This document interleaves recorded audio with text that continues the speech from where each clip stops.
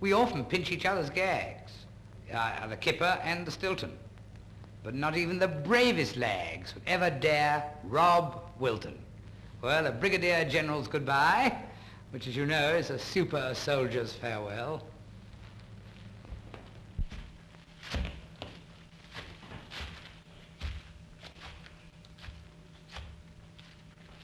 Hints to lion and tiger hunters.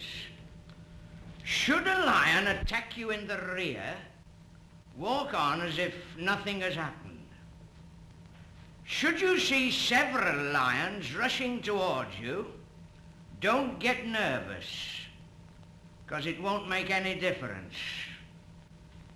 When about to take aim at beast or beasts, always be sure the gun is loaded.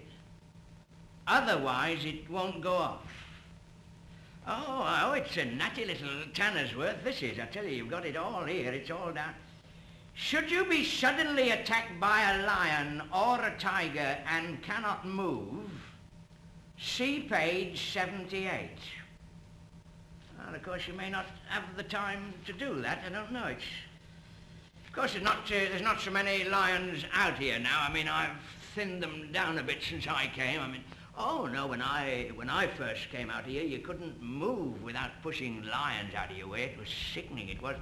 It's very funny. I first came to be a lion hunter. I was standing at the corner of the street one day, looking for work, and a fella came up to me, oh, an awfully nice fellow, and he said to me, he said, hey, he said, we're getting up a lion and tiger shooting expedition. He said, will you join? So I said, I'll make one. So he took me round to see the captain, you know, like the fella that was running the expedition.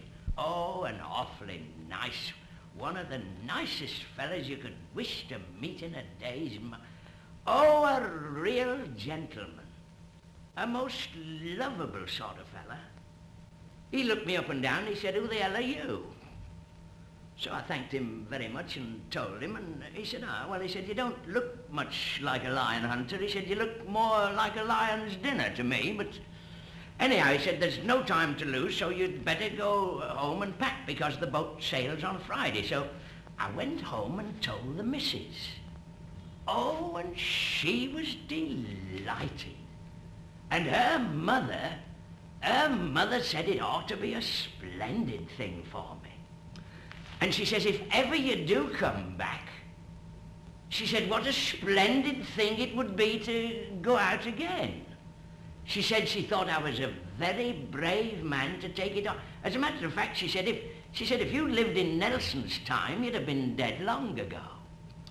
But I wouldn't be without this little book, because if you do happen to get mixed up, it's all here in alphabetical order. Now, here's a thing that you'd never think of in the ordinary way.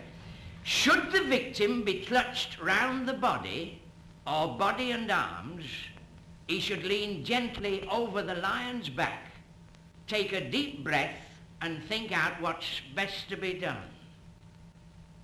Then place his left hand over the lion's right shoulder, bringing the knee up to the lower part of the animal's jaw. That's if the lion is not looking. And then let go, or please yourself. Of course, the great thing is you never want to let a lion know that you're frightened of him, because the first...